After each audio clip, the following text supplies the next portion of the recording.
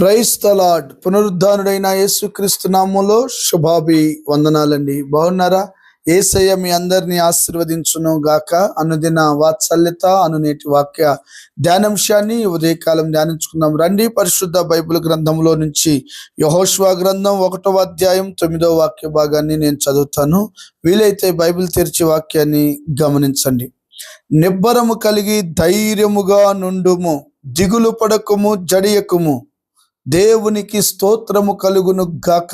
దైవజనమా, చదవబడిన ఈ వాక్య భాగంలో దేవుడి ఉదయకాలం మీతో, మీ కుటుంబంతో, మీ పిల్లలతో, ఈ లైవ్లో ఈ వాత్సల్యత అనే కార్యక్రమాన్ని వీక్షిస్తున్న ప్రతి ఒక్కరితో నా దేవుడు మాట్లాడుతున్న ఒక చక్కటి మాట ఏంటో తెలుసా? ఏమండి, ఎంత ధైర్యాన్ని ఆదరణించే మాట అండి. నిబ్బరము కలిగి ధైర్యముగా ఉండుము, నిబ్బరము కలిగి ధైర్యముగా ఉండుము, దిగులు పడకుము, జడియకుము. దేవునికి స్తోత్రము కలుగునుగాక. దేవుని పిల్లలారా, ఈ మాట ఈ భూప్రపంచంలో ఎవడు నీకు అభయం ఇవ్వగలడు? ఈ రోజున చాలా మంది చూస్తే ధైర్యాన్ని కోల్పోతున్నాడు. నా భవిష్యత్తు ఏమైపోతుందో నన్న అధైర్యం. తండ్రి చనిపోయాడు, భార్య మిగిలింది, 3 పిల్లలతో సతమతం అయిపోతున్నాను, నా బ్రతుకు ఏమైందో నన్ను ధైర్యం కృంగిపోయింది. ధైర్యం లేక కృంగిపోతున్నారు. ఉద్యోగం లేదని కృంగిపోతున్నారు, వ్యాపారం లేదని కృంగిపోతున్నారు, ఆదరణ లేదని కృంగిపోతున్నారు, నమ్మిన వాళ్ళు మోసం చేశారని కృంగిపోతున్నారు. అయితే వాక్యము ఏమని నిన్ను ధైర్యపరుస్తుందో తెలుసా? జడియకు, భయపడకు, ధైర్యము తెచ్చుకో. నువ్వు ఏదైనా అధైర్యంగా కనిపించావే అనుకో, మనుషులకు ఇంకా నిన్ను కృంగదీసి పడగొట్టేస్తారు. కాస్త నువ్వు ఏదో దిగులుగా విచారంగా కనబడ్డావు అనుకో, నీ విచార దిగులను బట్టి వాళ్ళు నీ మానసికంగా నీ మనస్సు మీద దెబ్బ కొట్టి నిన్ను కృంగజేస్తారు. మనుషుల నైజం అది. కానీ దేవుడు ఏమని మాట్లాడుతున్నాడంటే, యెహోషువతో ఏమని మాట్లాడుతున్నాడో తెలుసా? యెహోషువ, ధైర్యముగా ఉండు. 6 లక్షల మందిని నడిపించిన మోషే గారు, 6 లక్షల మంది నాయకుడు మోషే. అతడు ఆరోహణం అయిపోయి లేదా చనిపోయాడు అనుకోండి, కనుమరుగైపోయాడు, సమాధి నేటికి తెలియదు కదా. అలాంటి పరిస్థితుల్లో ఈ ప్రజలను నేను ఎలాగూ నడిపించగలనని కలవరాల మధ్యలో ఉంటుంటే దేవుడే మాట్లాడాడు.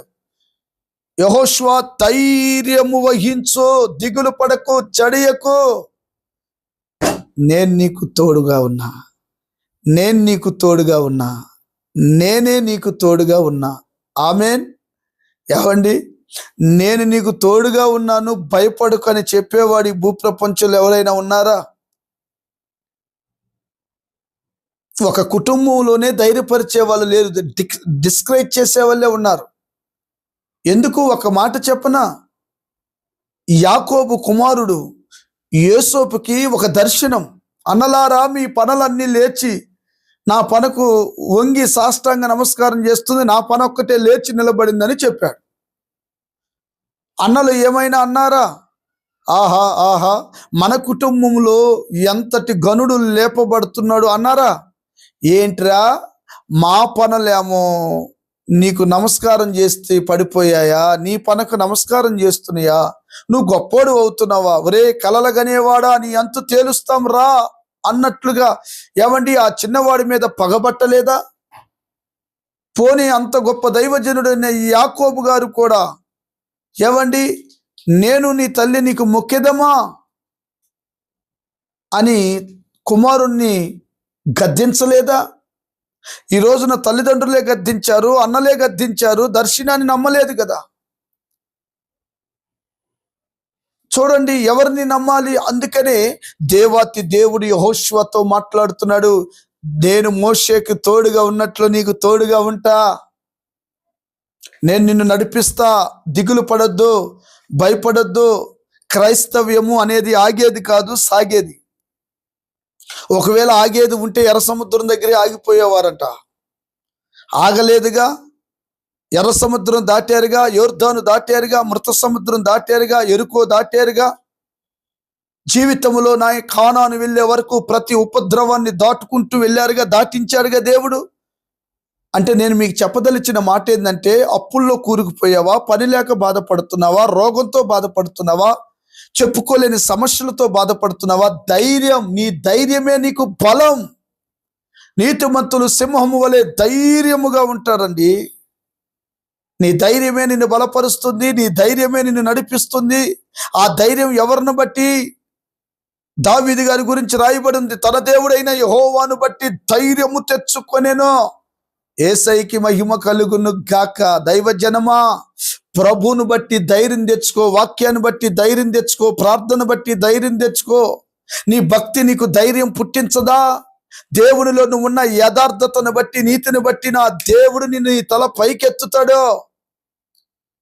అలా లేకుండా పిచ్చి పనులన్నీ చేసుకుంటూ, అబద్ధాలాడుతూ, మోసం చేస్తూ, మందిరానికి వెళ్తూ నమ్మద్రోహం చేస్తూ, ఏమండి, దేవుడికి తగినట్లుగా బ్రతకకుండా నీకు ధైర్యాన్ని ఎలా ఇస్తాడు?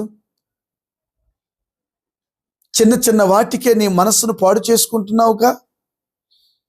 నా యెహోషువలాగా నువ్వు ధైర్యం తెచ్చుకో, కానానులో అడుగు పెడతావు.